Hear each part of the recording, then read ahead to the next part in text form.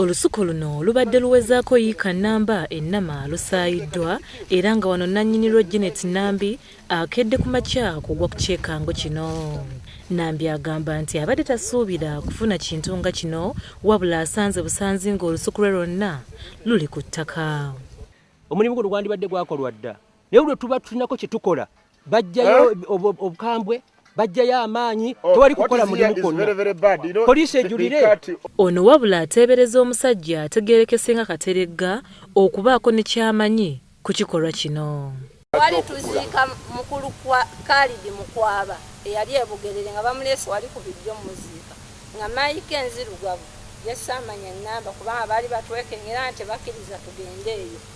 kati babeera nga bakyusa obuyinja buno naye nga akayinja akanene oli bwe yafunye ettaka yakasanze wali twala nga bakyusa obuyinja ne tugamba ne ngamba abaana mudduke muyite bataata bammwe ekikolebwa endi kirabika si kirungi bwe baamanya nti nno tuse kuyita bano ne bajjayo emmotoka ne bavuga ne bagenda. Wabula oluvannyuma akatemba baluseewo ng'abooluganda bano beesongamu ennwe nga buli omu alumiriza munne okubaako ne kyamanyi kubasaayo olusuku luno. Wano oluvannyuma poliisi ekutte omu ku bano ategeerekese nga Daudi Byajinga okuyambako mu kunoonyereza.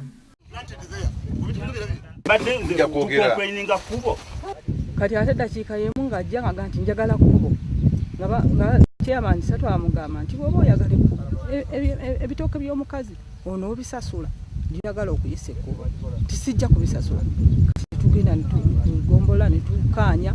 chairman n'agamba nti nja kuleeta aba gavumenti bapenetratinge tukole ekkubo eryedda sayidi ne sayidi netuvayo nga tukkiriziganyiza kati ye n'addamu n'aganza sikiriziganya n'eyo kooti nja kukola eyange nja kugenda mu yange kati ndowooza yene kooti yagenzeemu balala kubanga byabalema myezi 6 byabalema okutuuza kali batandise kukola fujjo kutema mmere y'abannaffe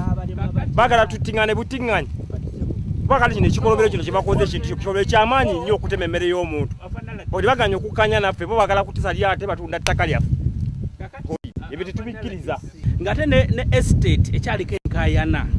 ye ground emu okusazaamu ebbaluwa ezaabaweebwa tetutali vocation kati mwe famire endala abaana abalala ku kino ekyakoleddwa n'ebirala ebye mulaba bibadde mulaba muddayo mu kooti emu yawa bano obuyinza ne muteekayo okusaba nga mugamba nti balemeddwa okukola omulimu obulungi n'olwekyo tusaba tulonde baadministrator bati abalala banatuukiza omulimu gwe twagala. Kikola kya butemu kibadde bakola kino kitegeeza n'omuntu omutema n'omuntu omutta ate teri kiswaza ng'abantu ba enda ya Nakalaama singa badde komako eki ne matuvu nti kali naye mmwe abakimwedira biki aboolugave ne mulimu okutuula ne mutereeza ebintu byaffe bulungi kanafe muteeka mbuzibu amannyo. Okusinziira ku Ddaana Nakibuuka bano baatandika okuleleŋŋana ku ttaka lino oluvannyuma lw'okufiirwa kitaabwe gye buvuddeko. Kale bafule ne bamutwala ne bajja ne bakuba ebifaananyi si bwe kibadde maama